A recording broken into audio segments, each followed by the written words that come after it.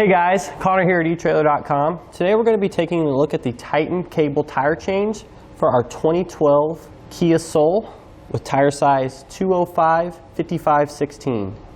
The Titan cable tire chains are made of a case hardened steel, so you know they're going to be very durable, and they're also going to resist rust and corrosion.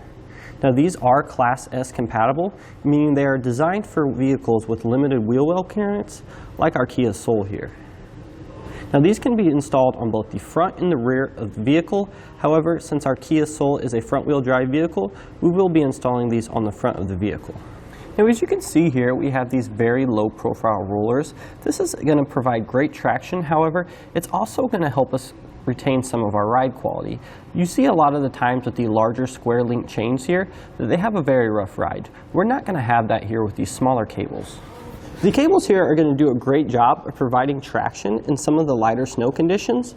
They are approved by the Department of Transportation, so we're going to be able to go into certain areas where cables or chains are required. Now the Titan cable chains also come with this nice and convenient storage bag here.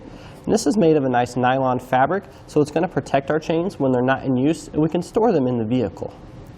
Now the chains are going to be pretty easy to install. There's only a couple connections on each side, so let's show you how to do that. To start our installation today, we're going to want to take our set of cables here and lay them out next to the vehicle. Now as we can see here on the end, we need to make sure that we have the cables positioned in the correct orientation. The sides with the hooks are going to need to be facing towards the vehicle, and the hook end is actually going to want to be facing up. And then we can see here at the rear, the open end of the cable is going to be facing towards the rear of the vehicle. Now that we have the chains laid out in front of us, and we've ensured everything in order, and there's no kinks, we can go ahead and drape the cables over the tire. So we need to make sure that we align the center of the cable here, which is going to be roughly around this section, and we place that directly on the top center of the tire. So we'll simply take our chains here, making sure we be careful not to damage any of the vehicle's surface.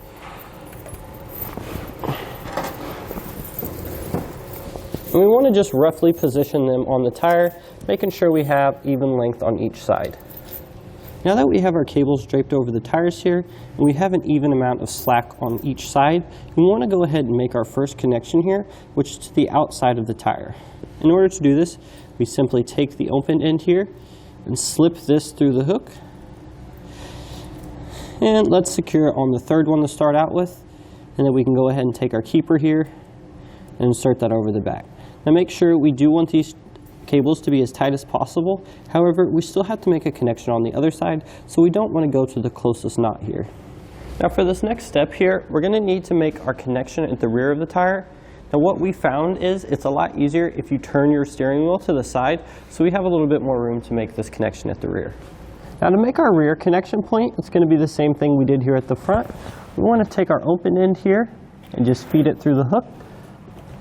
And let's stop on the third chain again there as we did for the front side. Take our excess end here and just make sure we use the retainer. Now we can pull forward a few feet to readjust our chains, and then we can tighten our connection points up so the cables have a snug fit on the tire.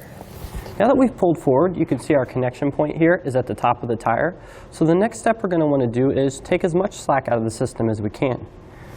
In order to do this, we're going to want to take our retainer clip here and slide it off the end of the chain. And then we're going to take both hands, secure one of them on this side of the cable, and we're going to pull the other side towards us until we can get to this next little knob here. And then we're going to go back and secure the retainer clip on this side. We're also going to repeat this process on the other side of the tire, making sure we get to this next knob. Now it doesn't matter which knob you are on, however, they do need to be the same on both sides. So once we've made our second set of adjustments, we want to go ahead and take a quick trip around the block with our chains installed. And then we want to come back here and check them to make sure they're snug on the tire.